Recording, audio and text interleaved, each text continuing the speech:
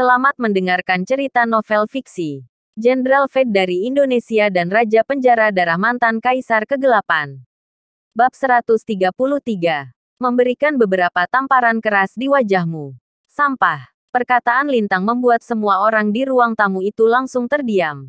Semuanya, termasuk Nico, Andre dan adiknya, tidak bisa mempercayai pendengaran mereka. Hahei sialan. Siapa yang kamu panggil sampah? Nico tercengang. Bagaimanapun, dia adalah tuan muda Black Sea Group di Provinsi Jawa Timur. Dia bisa dengan mudah melakukan apapun yang dia mau di kota seperti Jakarta.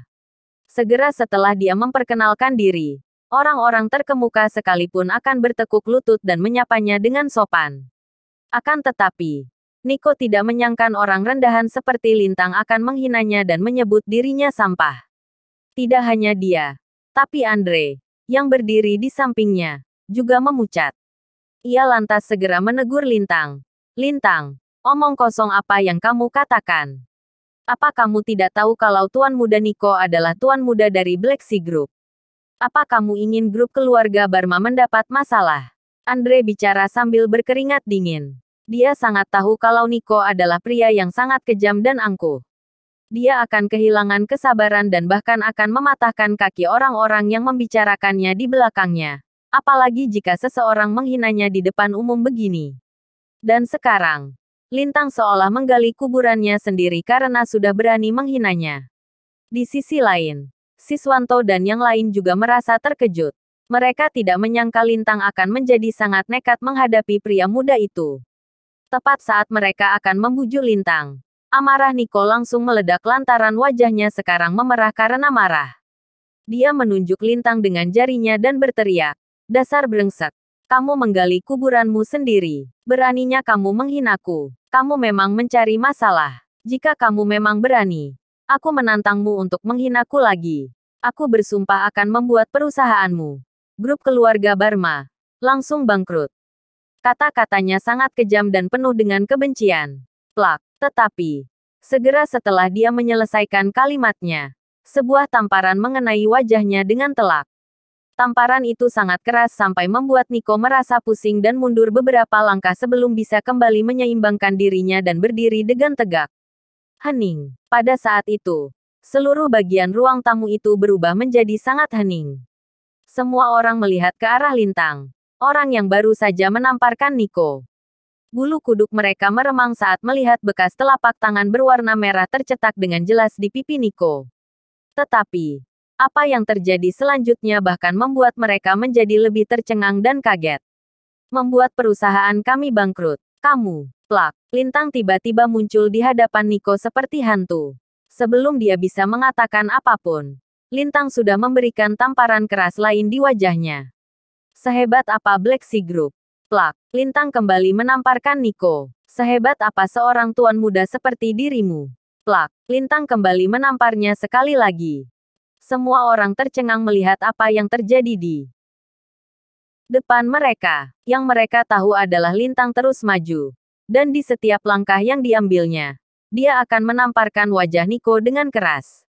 Dalam hitungan detik, wajah Nico yang awalnya halus dan mulus langsung memerah bengkak dan dengan segera dipenuhi memar. Lintang terus menamparkan wajah Nico. 3 kali, 5 kali, 10 kali. Dorongan dari setiap tamparan yang diberikan oleh Lintang kepada Nico membuat pria itu mundur sampai ke depan pintu utama. Akhirnya, sebuah tamparan penutup mengenai wajah Nico dengan keras. Plak. Tamparan itu membuatnya jatuh ke lantai. Dia memuntahkan darah dengan beberapa giginya rontok dari sudut mulutnya. Kita semua akan mati. Siswanto, Andre, dan yang lainnya merasa panik dan pusing saat melihat keadaan Nico. Mereka tahu kalau mereka sudah mengusik Black Sea Group dan Nico. Andre, kenapa kamu hanya diam saja? Apa kamu tidak melihat kalau dia memukulku? Cepat balas dia. Pukul dia sampai mati untukku. Perintah Nico sambil menutup wajahnya yang ketakutan namun juga marah. Wajahnya sangat bengkak sampai tidak bisa bicara dengan baik. Dan dia berbicara seolah gigi depan lain miliknya akan ikut jatuh sambil terus menatap Lintang dengan tatapan benci. Andre langsung tersadar saat mendengar Nico. Dia ingin maju dan menghentikan Lintang. Namun saat dia hendak melakukannya, Lintang langsung berbalik dan menatap dirinya. Segera setelahnya, Andre merasa dirinya seolah jatuh ke dalam lubang es yang dalam. Dirinya dipenuhi rasa ketakutan yang sangat karena merasa akan segera menjadi mangsa dari seekor monster yang sangat mengerikan. Dia merasa dirinya akan berada dalam bahaya jika dia terus maju. Andre langsung terdiam membatu dan sama sekali tidak bisa bergerak dengan keringat dingin yang mulai membasahi keningnya. Tuan muda. Aku tidak berani. Apa? Ucapan Andre membuat jantung Nico berdetak kencang. Dia tidak membawa penjaga sama sekali karena dia kira dia bisa melakukan apapun yang dia mau dengan identitas dan statusnya. Dia tidak menyangka akan berkelahi dengan orang gila seperti Lintang. Saat dia melihat Lintang hendak memukulnya lagi, Nico langsung ketakutan. Lintang benar-benar membuatnya takut. Dia tahu wajahnya akan hancur jika Lintang terus menamparnya seperti tadi. Tidak. Jangan tampar aku lagi. Ini salahku. Aku yang salah. Aku minta maaf. Nico mengangkat kedua tangannya untuk melindungi wajahnya dengan takut. Lintang akhirnya berhenti saat melihat hal itu. Apa kamu benar-benar minta maaf? Suaranya yang dingin benar-benar seperti lagu kematian. Suaranya sangat menakutkan sampai tubuh Nico gemetar. Dia merasa kalau dirinya tidak minta maaf dan meminta ampun, Lintang benar-benar akan membunuhnya. Pria ini memang benar-benar gila. Aku benar-benar minta maaf. Sungguh. Aku akan minta maaf pada Liana dan semua keluargamu. Sambil menutup wajahnya, Nico menatap Lintang dengan takut-takut. Lintang mengangguk puas saat mendengarnya. Jika kamu memang bersungguh-sungguh, maka aku akan membiarkanmu kali ini. Kata-katanya membuat Nico lega. Dia berjuang untuk bangkit berdiri dan berjalan dengan sempoyongan menuju pintu keluar. Saat mencapai pintu, dia berbalik dan menatap Lintang. Lalu meludah disertai darah dan berkata, "Brengsek, urusanmu dan aku belum selesai. Aku pasti akan membalasmu suatu hari nanti. Sayang sekali karena kalian semua adalah orang-orang bodoh. Kamu bisa memukulku. Lalu kenapa? Aku masih bisa ke konser besok. Sedangkan kalian, olok Nico. Tetapi, setelah dia selesai bicara, sebuah suara muncul dari luar pintu. Permisi. Apa ada orang di rumah? Suara itu membuat Nico dan yang lainnya bingung sebelum mereka menoleh ke arah pintu. Seorang wanita parubaya dalam balutan jas dan sepatu kulit berdiri di depan pintu, sambil bertanya dengan sopan. Bu Karin, apa yang kamu lakukan di sini? Nico merasa heran saat melihat wanita parubaya itu.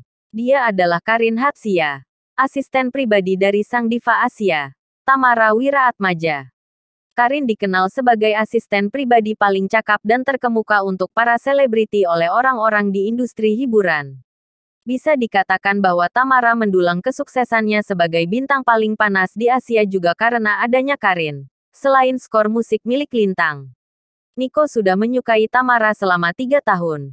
Jadi dia punya hubungan baik dengan Karin. Tetapi, dia tidak pernah menyangka akan bertemu dengannya di sini. Bu Karin. Apa Anda mencari saya? Apa Tamara mencari saya? Sebuah raut terkejut sekaligus bahagia muncul di wajah Nico yang sudah memar parah. Dia berpikir tidak ada yang akan mengenal Karin di sini selain dirinya. Jadi tanpa ragu, dia mengira kalau wanita itu pasti datang ke sini untuk menemuinya. Selain itu, Karin pasti datang atas permintaan Tamara. Tentu saja, mengetahui orang yang dia cintai mencarinya membuat Nico merasa sangat senang. Akan tetapi, semua perkiraannya salah. Anda, Pak Nico. Karin mengenali Nico setelah menatapnya dalam waktu yang cukup lama. Dia sulit mengenalinya dengan memar yang memenuhi seluruh wajahnya. Jadi dia bertanya dengan terkejut. Apa yang terjadi pada wajah Anda? Bu Karin. Sekarang bukan waktu yang tepat untuk membicarakan hal ini. Apa Tamara mencari saya? Di mana dia? Nico hampir lupa jika dirinya baru saja dipukul oleh Lintang. Dia merasa urusan cintanya jauh lebih penting daripada lukanya. Dia sangat terkejut saat Karin justru menggelengkan kepalanya. Saya minta maaf, Tuan Muda Nico. Tapi bukan Anda yang sedang saya cari kali ini. Nico menjadi bingung. Dia tidak mencariku. Lalu, siapa yang dia cari? Ketika Nico masih tenggelam dalam rasa bingungnya, Karin melihat Liana dan berjalan ke arahnya dengan gembira. Dengan nada sopan, Dia berkata, Anda pasti Liana, kan? Tamara sudah mendengar tentang Anda. Dan saya datang ke sini atas permintaannya untuk memberikan Anda dan keluarga Anda 4 buah tiket super VIP untuk konsernya besok. Saya harap kalian semua bisa hadir di konser itu besok malam. Apa? Semua orang merasa sangat terkejut saat mendengar ucapan wanita itu.